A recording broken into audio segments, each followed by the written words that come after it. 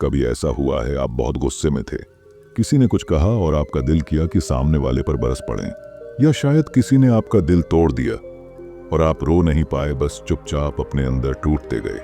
या फिर किसी ने आपको इंसल्ट किया और आप सारी रात जागते रहे, सोचते रहे कि काश मैं कुछ बोल पाता।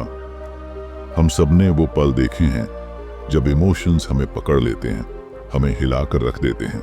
हम खुद से कहते हैं मुझे स्ट्रांग बनना है, मुझे कंट्रोल करना है अपने इमोशंस को। बस लेकिन जितना हम कंट्रोल करने की कोशिश करते हैं वो उतना ही हमें कंट्रोल करने लगते हैं। और यही वो जगह है जहां स्टोइक फिलॉसफी हमें सिखाती है इमोशंस को दबाना नहीं, ऑब्जर्व करना सीखो। क्योंकि जिस दिन तुम अपने इमोशंस को ऑब्जर्व करने लगोगे उस दिन तुम खुद को समझने लगोगे, और वही दिन होगा जब तुम इनर पीस की पहली सीढ़ी पर कदम रखोगे। अगर तुम भी अपने इमोशंस को समझना चाहते हो, अपने भीतर की शांति को महसूस करना चाहते हो, तो ये सफर तुम्हारे लिए है। तो अभी एक पल लो। अगर तुम स्टोइक थिंकिंग, इनर स्ट्रेंथ और इमोशनल कंट्रोल की इस जर्नी पर चलना चाहते हो तो स्टोइक प्रिंस चैनल को लाइक, सब्सक्राइब और शेयर जरूर करो, क्योंकि यहाँ हम हर वीडियो में तुम्हारे अंदर की उस शक्ति को जगाते हैं जो इस दुनिया के शोर के बीच भी शांत रहना जानती है। और हाँ, कमेंट में जरूर बताना कौन सा इमोशन तुम्हारी लाइफ में सबसे ज्यादा हावी रहता है, और आज से तुम उसे ऑब्जर्व करने की कोशिश करोगे। देखो, इमोशंस तुम्हारे दुश्मन नहीं हैं, वो तुम्हारे अंदर के सबसे सच्चे संकेत हैं। वो लैंग्वेज हैं जिससे तुम्हारा मन तुमसे बात करता है। जब तुम दुखी होते हो तब वो इमोशन तुम्हें बताता है कि तुम किसी ऐसी चीज से जुड़ चुके हो जिस पर तुम्हारा कंट्रोल नहीं है। जब तुम्हें गुस्सा आता है वो तुम्हारे अंदर की बाउंड्री दिखाता है जिसे किसी ने पार कर दिया है। और जब तुम डरते हो वो तुम्हारे अंदर की कमजोरी नहीं बल्कि अवेयरनेस है जो तुम्हें बता रही है कि अभी तुम्हें और स्ट्रांग होना है। हर इमोशन एक मैसेज है, और हम जितना उस मैसेज को इग्नोर करते हैं वो उतना ज्यादा जोर से हमें झकझोरता है। स्टोइक फिलोसोफर मार्कस ऑरेलियस ने कहा था कि तुम अपने इमोशंस को कंट्रोल करने नहीं आए हो बल्कि उन्हें समझने आए हो, क्योंकि जब तुम ऑब्जर्व करते हो तो तुम अपने माइंड के मास्टर बन जाते हो, लेकिन जब तुम रिएक्ट करते हो तो तुम्हारे इमोशंस तुम्हारे मास्टर बन जाते हैं। अब जरा सोचो, कभी किसी ने तुम्हारे बारे में कुछ कहा और तुम अचानक गुस्से से भर गए, दिल में आग सी लगी और मन बोला अब इसे जवाब देना ही पड़ेगा। पर अगर उस पल तुमने रुककर ऑब्जर्व किया होता तो तुम खुद से पूछ सकते थे ये गुस्सा क्यों आया? क्या वाकई किसी ने मेरी इंसल्ट की है, या मैंने अपने ईगो को इंसल्ट समझ लिया है? देखो फर्क कितना बड़ा है। अगर तुम ऑब्जर्व करते तो तुम उस मोमेंट के मालिक बन जाते, लेकिन तुमने रिएक्ट किया तो वो मोमेंट तुम्हारा मालिक बन गया। ऑब्जर्वेशन की ये कला बहुत सटल है, लेकिन यहीं से इमोशनल मास्टरी शुरू होती है। जब कभी तुम्हें दुख हो तो खुद से पूछो क्या मैं किसी चीज को जरूरत से ज्यादा इंपॉर्टेंस दे रहा हूँ? क्या ये दुख इस वजह से है कि मैंने किसी आउटकम को पकड़ लिया है और अब वो आउटकम मेरे कंट्रोल में नहीं रहा? दिस स्टोइक माइंडसेट कहता है जिस पर कंट्रोल नहीं है उसे पकड़कर मत बैठो, क्योंकि वही चीज तुम्हें भावनात्मक रूप से कैद कर देती है। अब जेलसी को देखो, जब तुम्हें किसी और की सक्सेस देखकर जलन होती है तो असल में तुम्हारे अंदर क्या हो रहा होता है? तुम खुद से कंपेयर नहीं कर रहे होते बल्कि उस वर्जन से कर रहे होते जो तुम बनना चाहते थे पर अभी तक बन नहीं पाए। इसलिए जेलसी को भी ऑब्जर्व करो। कहना मत मुझे जलन हो रही है, बल्कि खुद से पूछो क्या चीज मुझे ट्रिगर कर रही है? उसके पास क्या है जो मेरे पास नहीं? या फिर मेरे अंदर कौन सा फियर एक्टिवेट हो गया है? याद रखो, जेलसी कभी दूसरे व्यक्ति के बारे में नहीं होती, वो हमेशा तुम्हारे अंदर की अधूरी चाहत के बारे में होती है। अब यहाँ एक बहुत बड़ा ट्रूथ छिपा है। अगर तुम इमोशंस को दबा दोगे तो वो मरेंगे नहीं, वो तुम्हारे अंदर सड़ने लगेंगे। तुम उन्हें दबाकर बाहर से काम दिखोगे, लेकिन अंदर वो एनर्जी एक प्रेशर कुकर की तरह जमा होती जाएगी। फिर एक दिन किसी छोटी सी बात पर वो सारी एनर्जी विस्फोट बनकर बाहर निकलेगी, गुस्से, दर्द या आंसुओं के रूप में। और तुम खुद सोचोगे मैं इतना ओवर रिएक्ट क्यों कर गया? असल में वो ओवर रिएक्शन नहीं था, वो तुम्हारे अंदर दबे हुए इमोशंस का एक्सप्लोजन था। स्टोइक्स इसीलिए कहते हैं इमोशंस को दबाओ मत, ऑब्जर्व करो। मुनी, क्योंकि जब तुम ऑब्जर्व करते हो तो इमोशन एक टीचर बन जाता है, लेकिन जब तुम उसे दबाते हो तो वो तुम्हारा टॉर्चरर बन जाता है। वो कम बोलता है पर उसकी उपस्थिति में सुकून होता है, क्योंकि वो हर इमोशन को समझता है। वो उन्हें रोकता नहीं, बस बहने देता है बिना उनके गुलाम बने। इमोशंस नदी की तरह हैं। अगर तुम उन्हें रोकने की कोशिश करोगे तो बांध टूट जाएगा, लेकिन अगर तुम उन्हें बहने दोगे तो वो साफ होकर निकल जाएंगे। और इस बहाव में तुम हल्के होते जाओगे, तुम्हारी क्लैरिटी बढ़ेगी, तुम्हारी एनर्जी साफ हो जाएगी। यही है ऑब्जर्वेशन की ताकत। तुम्हारा गोल इमोशंस को कंट्रोल करना नहीं होना चाहिए, बल्कि उन्हें अंडरस्टैंड करना होना चाहिए, क्योंकि समझ ही वो दीवार है जो तुम्हें रिएक्शन से अलग करती है। जब तुम अपने इमोशंस को देखना सीख जाते हो तो तुम धीरे धीरे लाइफ के हर तूफान में स्टेबल रहना सीख जाते हो। तब इंसल्ट तुम्हें तोड़ती नहीं सिखाती है, रिजेक्शन तुम्हें नीचा नहीं दिखाती, बल्कि भीतर झांकने को मजबूर करती है। लॉस तुम्हें खत्म नहीं करता, बल्कि गहराई देता है। और यही वो अवस्था है जहां स्टोइक व्यक्ति पहुंचता है, जहां बाहर कुछ भी हिलता रहे पर भीतर एब्सोल्यूट शांति रहती है। हर इंसान चाहता है कि वो इमोशनली स्ट्रांग बने, पर बहुत लोग इस बात को गलत समझ लेते हैं। वो सोचते हैं इमोशनली स्ट्रांग बनने का मतलब है कुछ महसूस मत करो, रोना नहीं चाहिए, कमजोरी दिखाना मना है। लेकिन सच तो ये है, इमोशनली स्ट्रांग इंसान वो नहीं होता जो कभी रोता नहीं, बल्कि वो होता है जो रोते हुए भी खुद को ऑब्जर्व कर सकता है, जो अपने अंदर के तूफान को महसूस करते हुए भी बाहर से शांत रह सकता है, जो जानता है कि दर्द होना बुरा नहीं है, पर दर्द में खो जाना वही असली हार है। क्योंकि जब तुम अपने इमोशंस को कंट्रोल करने की कोशिश करते हो, तब तुम उनके खिलाफ लड़ रहे होते हो। और जब लड़ाई अपने अंदर से होती है तो इंसान बाहर की किसी भी लड़ाई से ज्यादा थक जाता है। तुमने नोटिस किया होगा, कभी कोई बात हमें छोटी लगती है पर किसी और को बहुत बड़ी, या फिर कोई बात जो हमें रुला देती है, वही चीज किसी और को हंसा सकती है। क्यों? क्योंकि दुनिया हमें दर्द नहीं देती, हमारा परसेप्शन देता है। मतलब कोई चीज हमें दर्द नहीं देती, बल्कि हम उस चीज को कैसे देखते हैं उससे हमें दर्द होता है। दुनिया वही है न्यूट्रल, लेकिन हमारे थॉट्स उसे अच्छा या बुरा बना देते हैं। जब कोई तुम्हें इंसल्ट करता है, असल इंसल्ट उसके शब्दों में नहीं होता, बल्कि तुम्हारे दिमाग में होता है, जहां तुमने उन शब्दों को अपना सच मान लिया।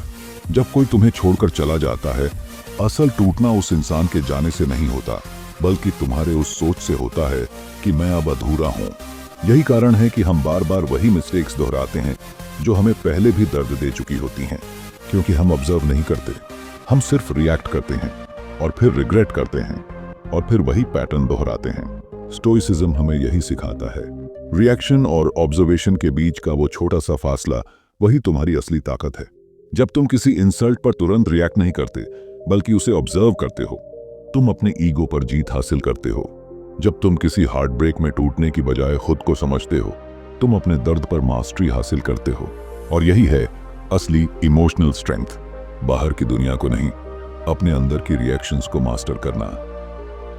तो अब सवाल ये है, ऑब्जर्व कैसे करें?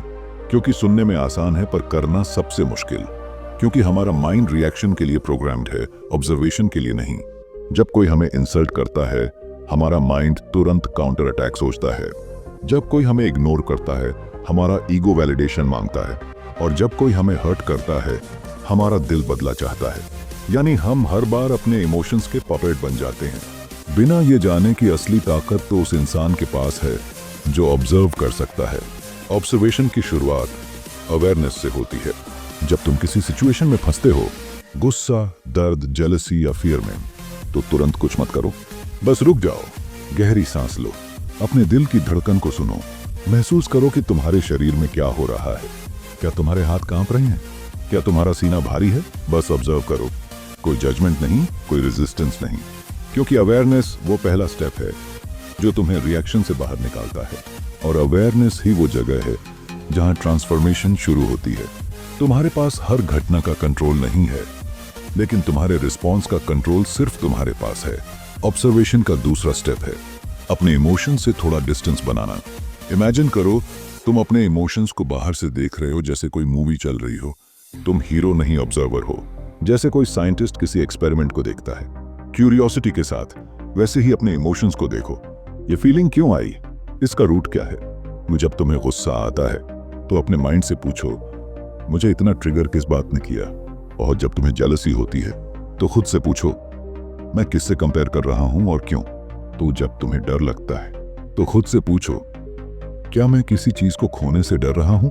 कि तुम्हें हर बार आंसर नहीं मिलेगा, लेकिन हर बार तुम अपने माइंड को ऑब्जर्व करना सीखोगे और ये ऑब्जर्वेशन तुम्हारे सबकॉन्शियस को बदल देता है, धीरे धीरे गहराई से।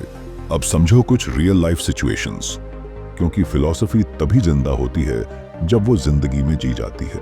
जब कोई तुम्हें धोखा देता है, तुम्हारा दिल जलता है, तुम्हें लगता है इसने मेरे साथ ऐसा कैसे किया।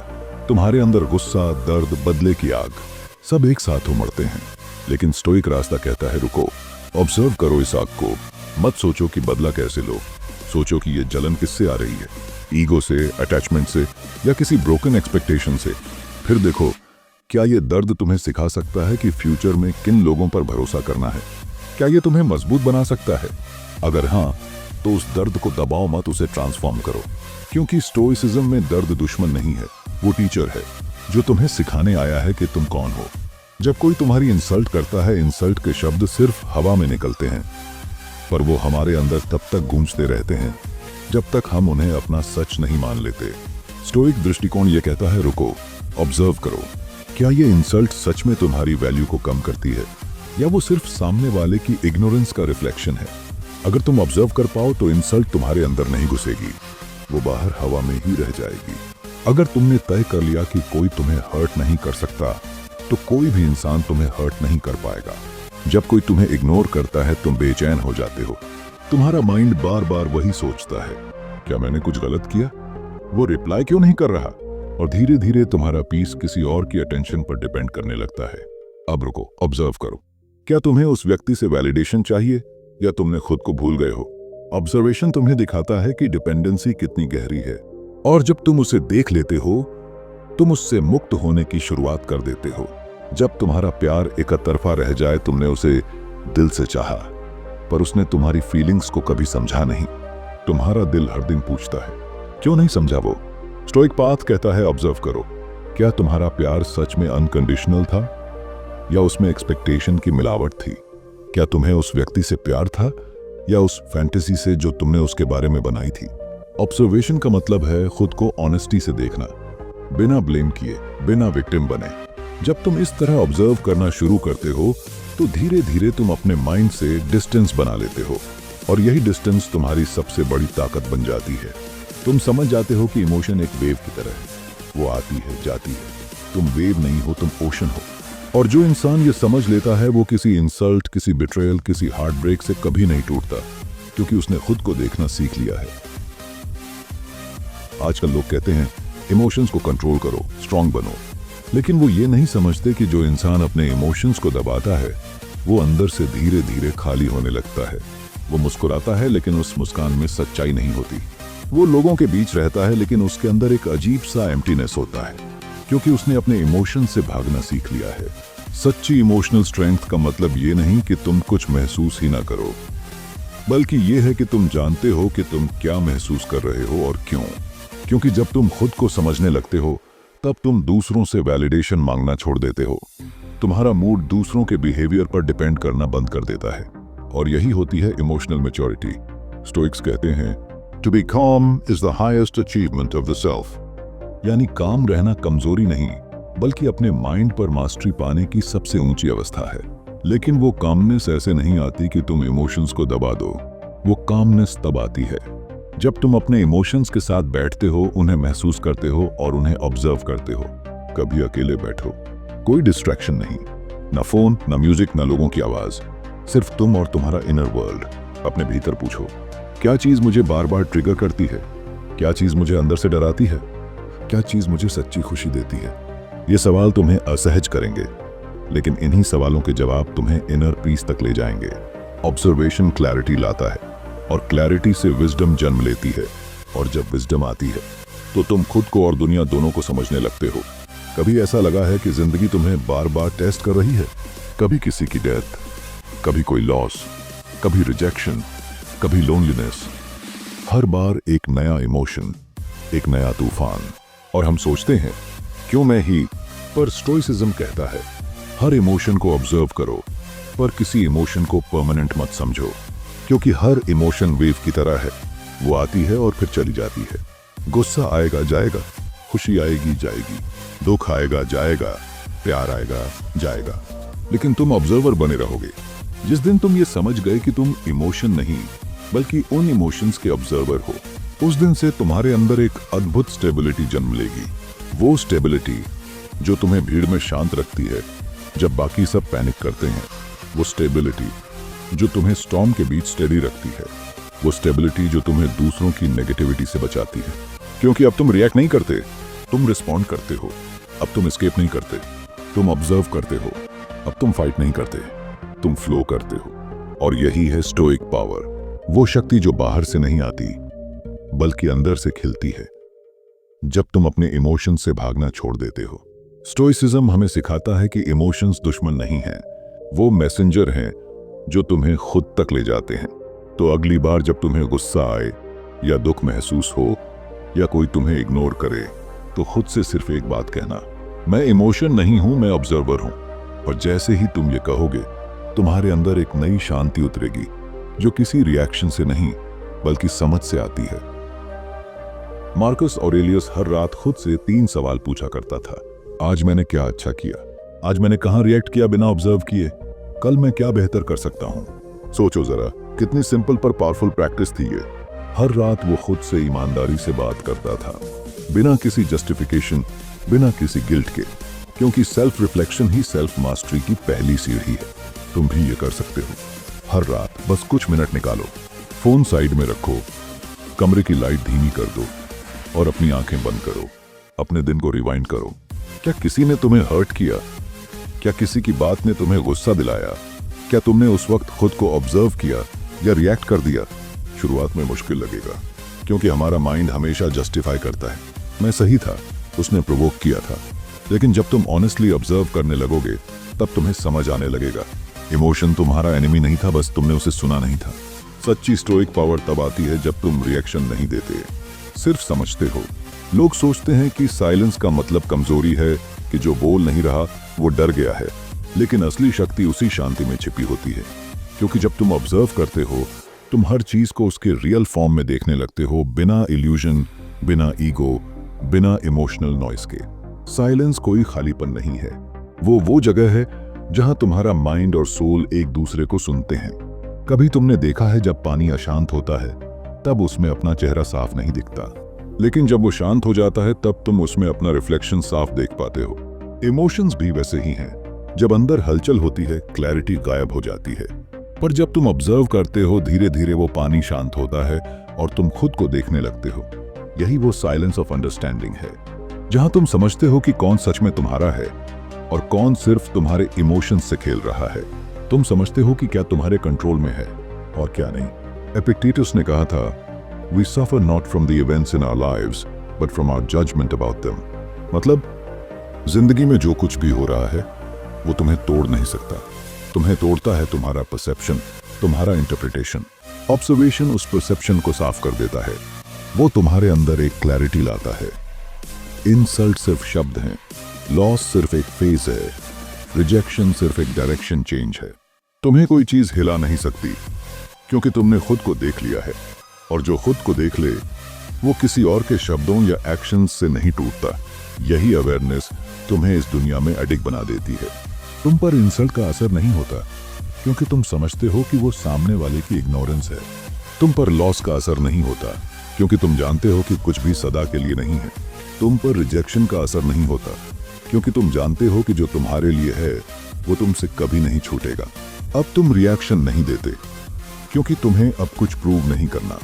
तुम साइलेंस में रहकर भी जवाब दे सकते हो, क्योंकि तुम्हारा कामनेस ही तुम्हारा जवाब है। सच्चा स्टोइक इंसान वो नहीं जो कभी दुखी नहीं होता, बल्कि वो होता है जो दुख को समझकर भी शांत रहता है, क्योंकि वो जानता है इमोशन वेव है और वो खुद ओशन है, और इस ओशन की गहराई में कोई तूफान पहुंच नहीं सकता। तो आज से ये याद रखना, साइलेंस कमजोरी नहीं, स्ट्रेंथ है। ऑब्जर्वेशन भागना नहीं, मैच्योरिटी है। कामनेस रिएक्शन नहीं, रियलाइजेशन है। हर रात अपने आप से पूछो, क्या मैं आज ऑब्जर्वर था या रिएक्टर? अगर तुमने एक भी बार खुद को ऑब्जर्व किया, तो समझो तुमने इनर पीस की ओर एक कदम बढ़ा लिया। अगर ये मैसेज तुम्हारे दिल को छू रहा है, तो कमेंट में लिखो, I choose silence over reaction. और अगर तुम अपने अंदर की इस स्टोइक पावर को जागृत करना चाहते हो, तो स्टोइक प्रिंस चैनल को लाइक, शेयर और सब्सक्राइब जरूर करो। क्योंकि यहाँ हर वीडियो तुम्हें याद दिलाता है कि सच्ची ताकत कंट्रोल में नहीं, ऑब्जर्वेशन में है। तो अगली बार जब कोई तुम्हें हर्ट करे, जब कोई तुम्हारे खिलाफ बोले, जब कोई तुम्हें इग्नोर करे, तो याद रखना, रिएक्शन नहीं, ऑब्जर्वेशन चुनना, क्योंकि ऑब्जर्वेशन ही वो शक्ति है जो तुम्हारे अंदर तूफान के बीच भी शांति ला सकती है। स्टोइक्स का मैसेज यही था, don't be a slave of your emotions, be their witness. यही स्टोइक पावर है, इमोशंस को कंट्रोल नहीं करना, बस ऑब्जर्व करना। ऑब्जर्व करना मतलब खुद को, अपनी भावनाओं को, हर रिएक्शन को जैसे दूर से कोई तूफान देख रहा हो। कभी कोशिश करना, जब जिंदगी तुम्हें हिलाए, जब दिल टूटे, जब गुस्सा आए, तो खुद से सॉफ्टली कहो, मैं ये सब ऑब्जर्व कर रहा हूँ, और देखना तुम्हारा अंदर का तूफान धीरे धीरे शांत होने लगेगा। क्योंकि असली ताकत उन लोगों में होती है जो अपनी भावनाओं को देखकर भी उनसे बहकते नहीं। यही स्टोइक पाथ है, यही रियल पीस है, यही जीवन की सबसे बड़ी मास्टरी, सेल्फ ऑब्जर्वेशन। ऑब्जर्व करो, फील करो, फिर लेट इट पास। तुम अंदर से मजबूत बन जाओगे, तुम्हारा माइंड, तुम्हारी स्पिरिट अब किसी के तूफान से नहीं हिलेगी।